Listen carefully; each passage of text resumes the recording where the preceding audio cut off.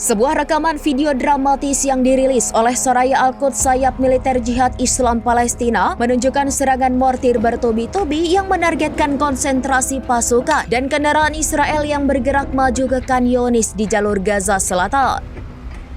Tayangan menggemparkan ini yang diverifikasi keasliannya menjadi bukti terbaru intensitas pertempuran sengit yang berkecamuk di wilayah tersebut.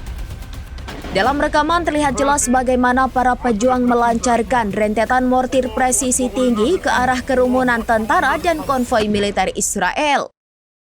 Bola-bola api dan kepulan asap tebal membumbung tinggi mengindikasikan dampak langsung serangan terhadap sasaran vital.